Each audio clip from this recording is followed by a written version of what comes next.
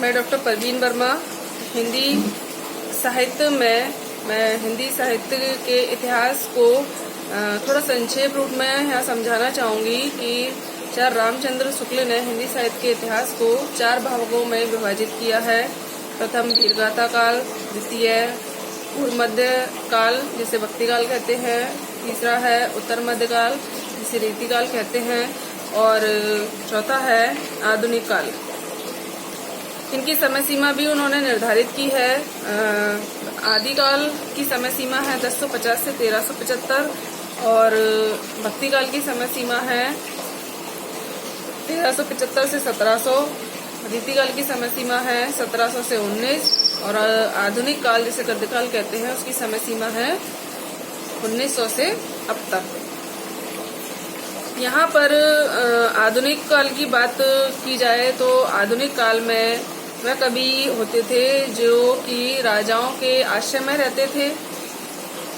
युद्धों का वर्णन उसमें दिया गया है। राजा महाराजा युद्ध पर जाते थे, वह राजा महाराजाओं की प्रशंसा करते थे और अपने आश्रयदाताओं की प्रशंसा में वीर गाथात्मक रचनाएं लिखते थे, उनकी यहीं आश्रय लेते थे और श्रृंगार परक रचनाएं भी आदिकाल में मिलती है।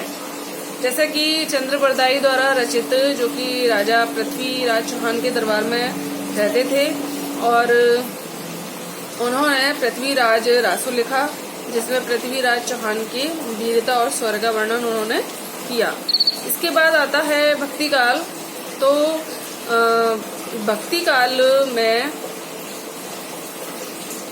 भक्ति का उदय कैसे हुआ? भक्ति का उदय जब वीर गाथात्मक कवियों ने उस टाइम जातिगत लड़ाई दंगे हुए और युद्धों का वर्णन उससे ऊब कर थोड़ा भक्ति की तरफ उनका ध्यान गया और तो उन्होंने 2 रूप में भक्ति काल लिखा, एक सगुण भक्ति के रूप में और एक निर्गुण भक्ति के रूप में।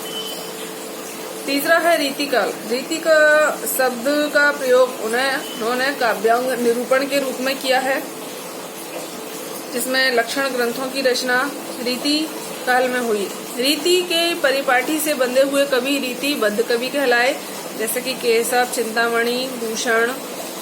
रीति सिद्ध कवि जो कि एकमात्र हैं बिहारी लाल, उन्होंने बिहारी सस्से की रचना की।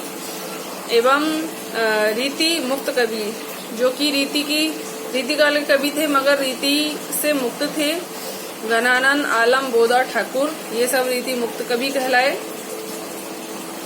आगे चलते हैं तो आधुनिक काल। आधुनिक काल जिसे गद्य काल कहा जाता है, इसका सूत्रपात भारतेंदु युग से कहेंगे। भारतेंदु हरिश्चंद्र ने आधुनिक काल का सूत्रपात किया और इसी क्रम को आगे बढ़ाते हुए हमारा हिंदी साहित्य का इतिहास बहुत विशाल रूप में आज तक चलता आ रहा है, जिसमें ढेर सारे कवियों ने अपनी रचनाएं दी। ये हमारा हिंदी साहित्य का इतिहास मैंने बहुत ही संक्षेप रूप में आपको स्पष्ट किया है। धन्यवाद।